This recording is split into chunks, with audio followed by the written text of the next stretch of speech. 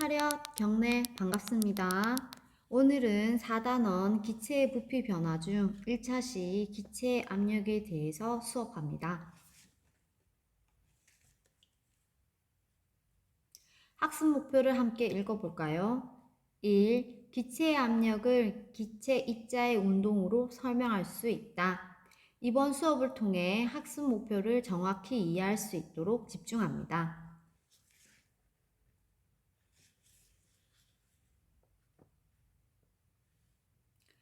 자동차 사고가 났을 때 소방 구조대가 인명을 구조하기 위해 자동차를 들어 올려야 할 때 자동차 밑에 공기 매트를 넣고 공기를 불어 넣습니다. 이렇게 하면 공기 매트가 점점 부풀어 오르면서 자동차를 들어 올리는데요. 공기 매트가 어떻게 무거운 차를 들어 올릴 수 있는 까닭이 무엇인지 생각해 보도록 합니다.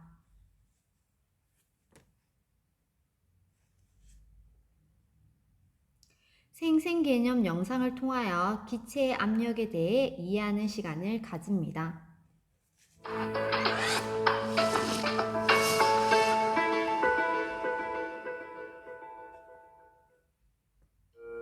교통사고로부터 우리의 생명을 지켜주는 에어백. 자동차 안에 있는 센서가 일정 세기 이상의 충격을 감지하면 순간적으로 기체를 내보내어 에어백을 부풀어 오르게 합니다. 그렇다면 기체가 가득 들어있는 에어백이 승객을 보호할 수 있는 것은 무엇 때문일까요? 바로 기체의 압력 때문입니다. 기체 입자는 운동을 하고 있습니다. 운동하는 기체 입자들은 벽에 충돌하면서 힘을 가하는데 이를 기체의 압력이라고 합니다. 풍선이나 공에 공기를 넣으면 둥근 모양으로 부풀어 오르는 것도 기체의 압력이 모든 방향에 같은 크기로 작용하기 때문이죠. 이러한 기체의 압력을 이용해 깨지기 쉬운 물건을 안전하게 보낼 수 있고 소방구조대가 무거운 자동차를 들어올리며 에어백이 사람의 목숨을 구할 수 있는 것이죠.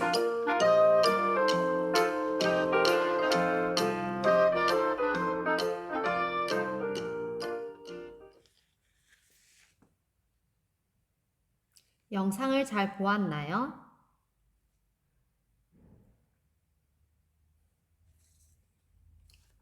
사진을 보면 같은 크기의 힘으로 연필 양쪽을 누르면 연필심 쪽과 지우개 쪽 중에 어느 쪽이 더 아픕니까?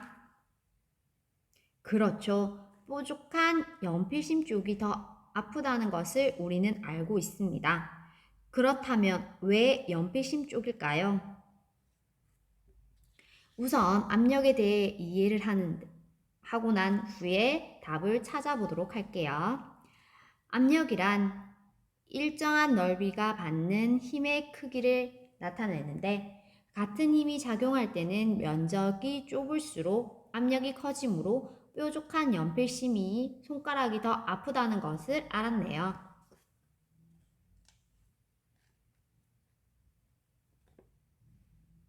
그럼 압력은 공기와 같은 기체에서도 나타나는데 다음 활동으로 기체가 압력을 나타내는 까닭을 알아봅시다. 교과서 140페이지 쇠구슬을 넣은 페트병 흔들기를 펴니다.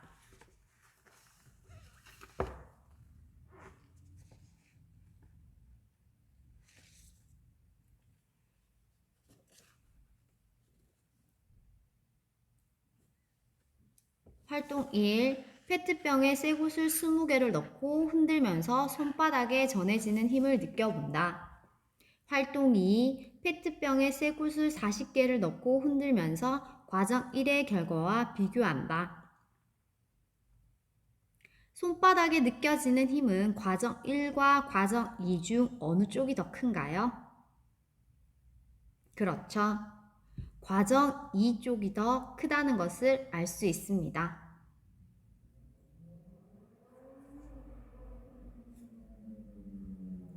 이 활동에서 발견한 점과 궁금한 점을 각각 한 개씩 작성하는 시간을 가집니다.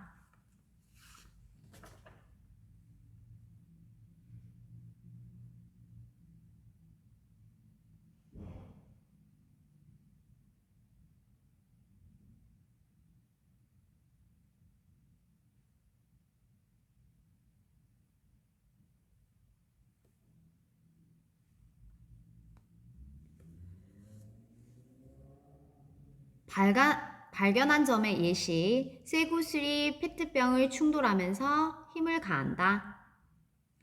쇠구슬의 수가 많을수록 손바닥에 전해지는 힘의 크기가 크다. 물병을 흔드는 세기가 강할수록 손바닥에 전해지는 힘의 크기가 크다. 궁금한 점, 쇠구슬과 기체의 압력은 무슨 관련이 있을까? 페트병을 흔들어주는 까닭은 무엇일까? 공기 입자도 쇠구슬과 같이 충돌할까? 의 예시 중 더 궁금한 점을 골라 교과서에 작성합니다.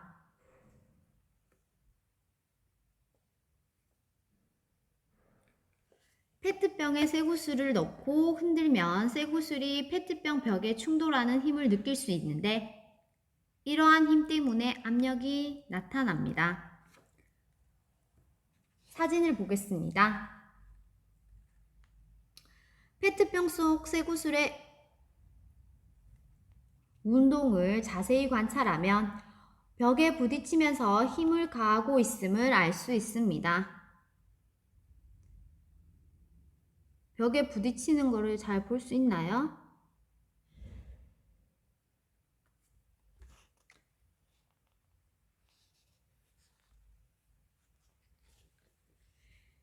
기체 입자가 끊임없이 운동하여 용기 벽에 충돌하는 힘 때문에 기체의 압력이 나타나는데 사진에서 쇠구슬은 기체 입자를, 쇠구슬이 페트병 벽에 충돌하는 것은 기체 입자가 용기 벽에 충돌하는 현상으로 표현할 수 있습니다.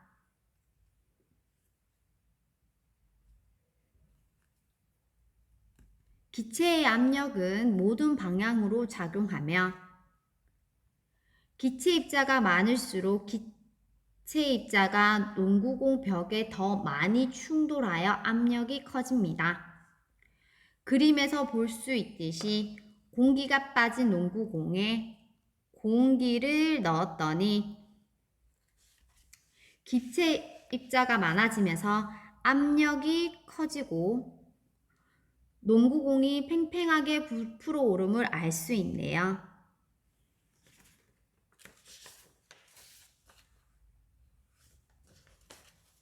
우리는 대기에 둘러싸여 있으므로 늘 대기의 압력을 받고 있는데 이 압력을 대기압이라고 합니다.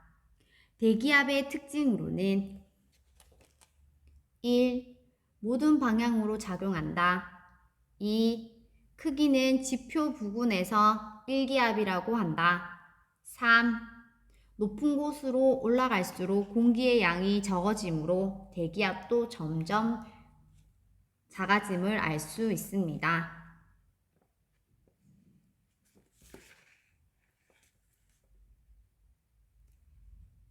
그럼 수업을 통해 학습 열기에서 공기 매트는 어떻게 무거운 차를 들어 올릴까요?에 대한 정답은 찾으셨나요? 정답은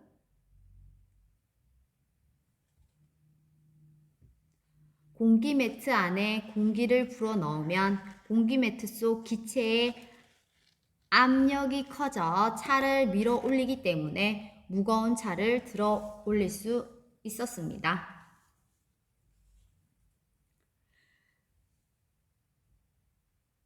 수업한 내용으로 학습지로 돌아가서 빈칸을 채우도록 합니다.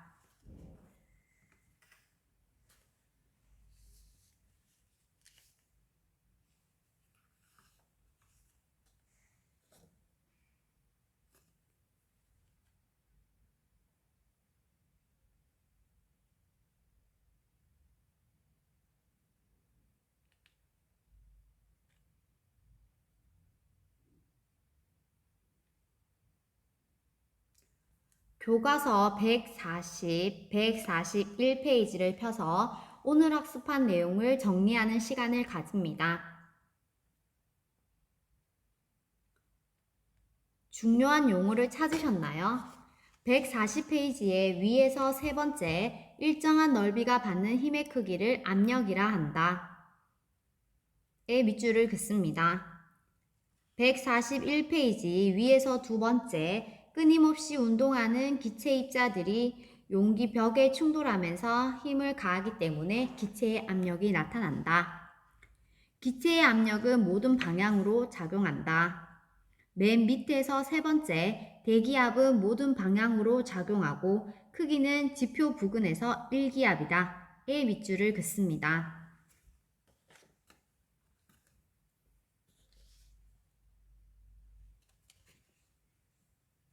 스스로 확인하기를 통해 오늘 배운 학습 내용을 한 번 더 복습해 봅니다. 기체 입자가 용기 벽에 충돌하는 힘 때문에 기체의 압력이 나타난다. 자전거 타이어에 공기를 넣으면 타이어가 팽팽해지는 것은 기체 입자가 타이어에 충돌하는 횟수가 증가하여 기체의 압력이 커지기 때문이다.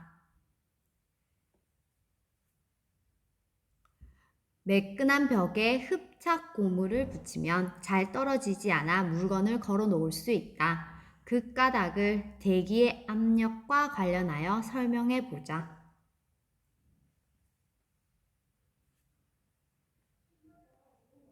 흡착판 안쪽은 공기가 거의 없어서 압력이 약하지만 흡착판 바깥쪽은 대기압이 작용하여 흡착판을 누르고 있으므로 흡착판이 잘 떨어지지 않음을 알 수 있습니다.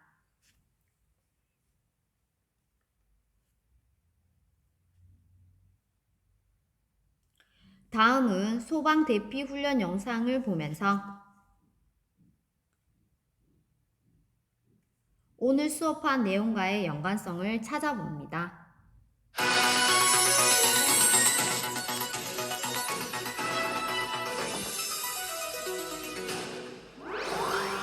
최근 고층 건물들이 지속적으로 증가하면서 화재 발생 시 대형 사고로 이어지는 경우가 많습니다.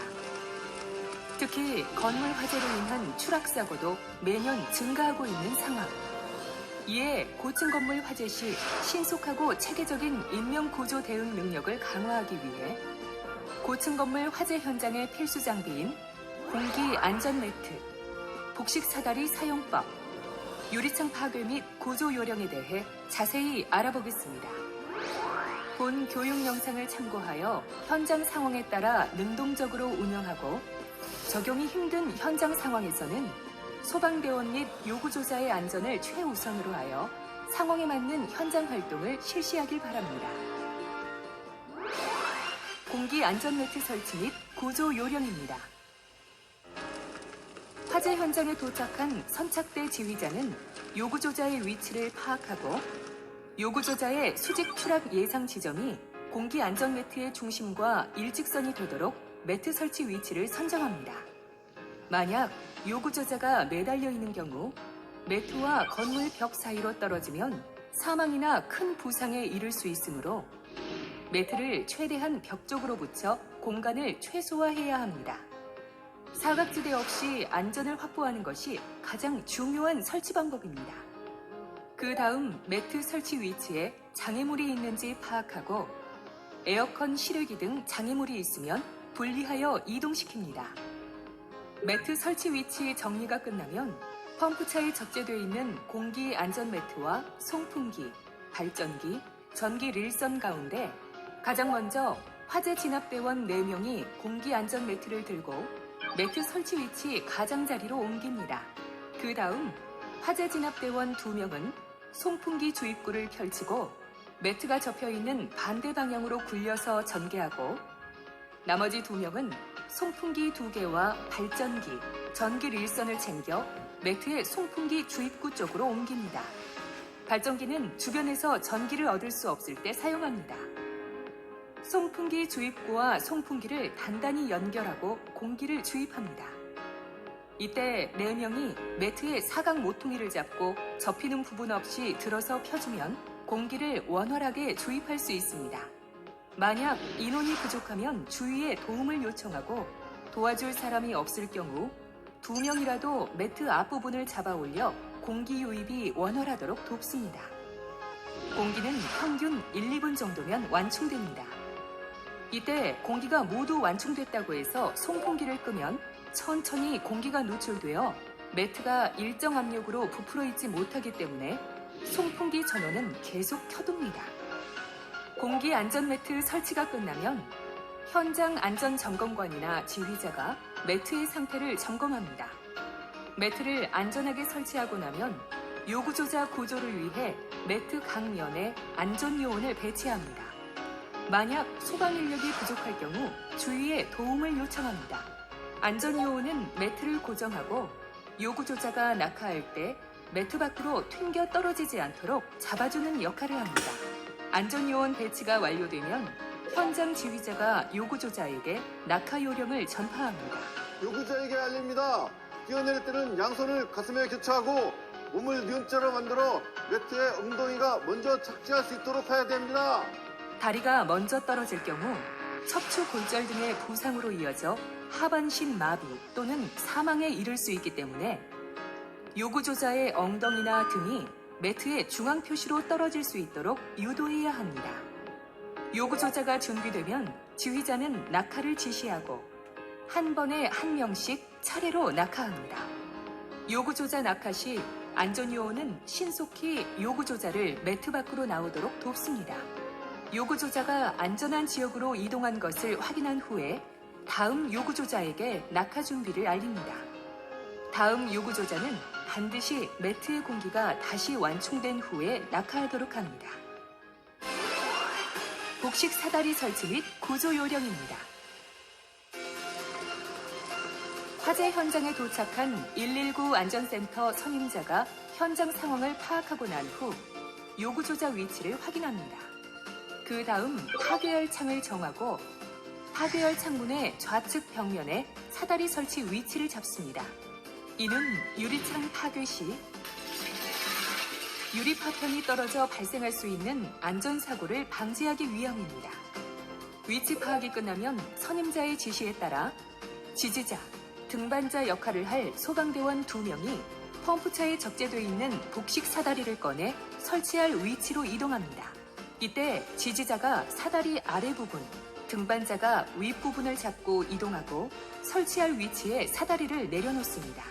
그 다음 지지자는 사다리 끝부분을 양발로 밟아 사다리를 지지하고 등반자는 사다리를 들어 가로대를 하나씩 밀면서 세웁니다. 사다리를 세운 후 지지자는 한쪽 발로 가로대를 밟고 양손으로 세로대를 잡아 사다리를 지지합니다. 등반자는 사다리 고정 로프를 풀고 줄을 잡아당겨 파괴할 창문의 상단 부분까지 사다리를 연장합니다. 이때 복식 사다리를 고정하는 멈춤쇠가 잘 걸려 있는지 확인한 후 파괴할 창문 좌측 벽면에 사다리를 기댑니다. 그 다음 사다리가 흔들리지 않도록 등반자가 사다리 가로대에 말뚝 매듭으로 로프를 단단히 묶어줍니다. 사다리가 단단히 고정됐음을 확인한 후 등반자는 사다리에 오르기 전 사다리 각도를 체크합니다. 등반자가 사다리 바로 앞에 서서 양팔을 뻗어 양손이 사다리에 닿는지 확인하는 것입니다. 사다리 각도가 너무 완만하거나 급하면 사다리를 오르내리기가 쉽지 않고 사다리의 전도 위험이 크며 추락사고가 발생할 수 있기 때문에 사다리 각도를 반드시 체크합니다. 등반 시 사다리가 흔들릴 수 있기 때문에 지지자는 가로대에 한쪽 발을 올리고 양손으로 세로대에 매달려 잡아당기듯 체중을 실어 지지합니다. 모든 확인을 마치고 난 후 등반자는 개인 로프 및 도끼 등 파괴 장비를 휴대하고 등반합니다. 안전하게 등반하기 위해서 반드시 양손과 한 발이 사다리에 닿아 있는 삼지점을 유지합니다. 파괴할 창문 위치에 오른 등반자는 한쪽 다리를 가로대에 걸어줍니다. 이 자세를 유지해야 양손을 자유롭게 사용할 수 있습니다. 작업 자세를 취하고 창문을 파괴하기 전 등반자는 지지자에게 안쪽에서 바깥쪽으로 지지 자세를 바꾸도록 지시합니다. 유리창 타격 시 유리 파편이 아래로 떨어져 부상의 위험이 있기 때문에 반드시 지지 자세를 바꿉니다. 지지자가 자세를 바꾼 후 등반자는 유리창 상단 가장자리를 타격하면 됩니다. 여기서 잠깐!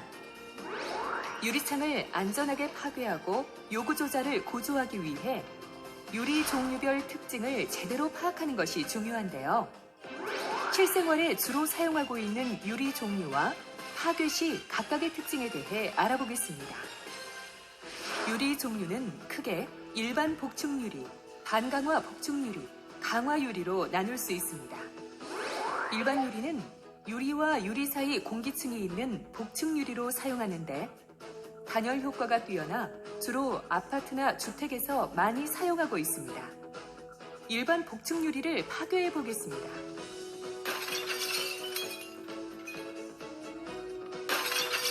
일반 복층유리를 파괴하면 아주 뾰족하고 날카로운 형태로 쪼개지며 많은 유리 파편이 떨어지기 때문에 안전에 더욱 유의해야 합니다. 유리의 타격 위치에 따라 비산하는 파편의 양이 다르기 때문에 좀 더 안전한 타격 위치를 선정하는 것이 중요한데요. 일반 유리의 하단과 상단 가장자리를 타격해 비교해 보겠습니다. 먼저 일반 유리 하단을 타격해 보겠습니다.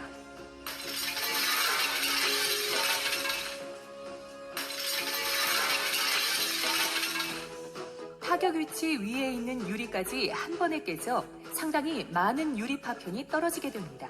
이러한 경우 자칫 잘못하면 소방대원이 위험한 상황에 처할 수도 있습니다. 다음은 일반 유리의 상단 가장자리를 타격해 보겠습니다.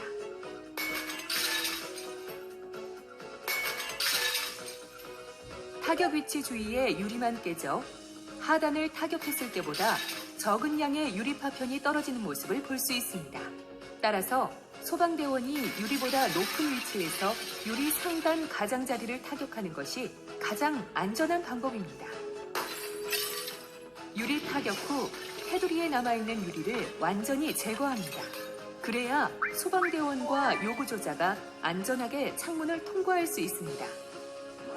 고층 상가나 오피스텔 외벽에 많이 사용하는 반강화 복층 유리는 연화점 온도에서 가열한 후 찬 공기로 서서히 냉각하여 만들어 일반 유리보다 좀 더 강도를 높인 유리입니다. 보통 반강화 복층 유리를 건물 외벽에 사용할 때 비침이나 자외선 차단의 목적으로 코팅지를 부착하는 경우가 많아 코팅지를 붙인 후 유리 상단 가장자리를 타격해 보겠습니다.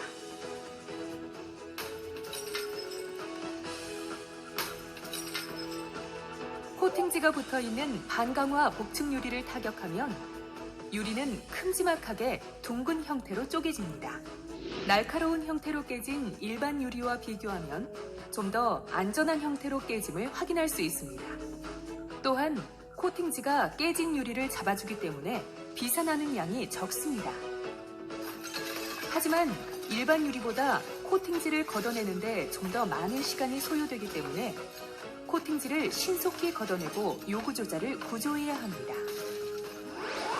강화유리는 연화점 약 650에서 700도씨 이상의 고온에서 가열했다가 급냉 처리하여 강도를 높인 유리로 고층이 아닌 상가 1층 현관문용으로 많이 사용됩니다.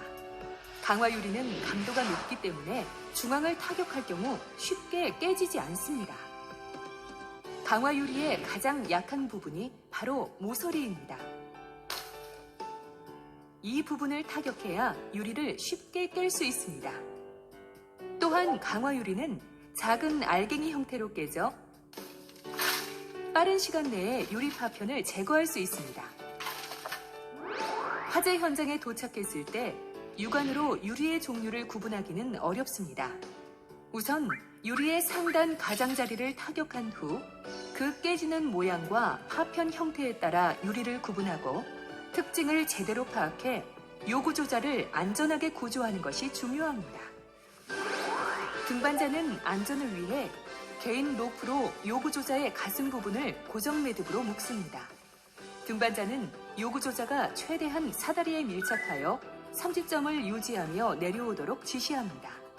이때 등반자는 만일의 경우를 대비해 요구 조자가 안전하게 내려갈 때까지 로프를 잡고 있어야 합니다. 등반자는 요구 조자가 모두 안전하게 탈출한 것을 확인한 후 마지막에 탈출합니다.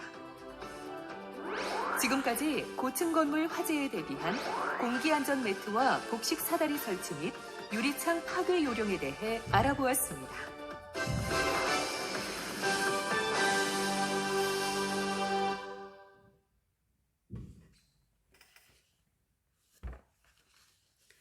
다음 시간에는 기체의 부피 변화 중 2차 시 기체의 압력과 부피 관계에 대해 수업합니다.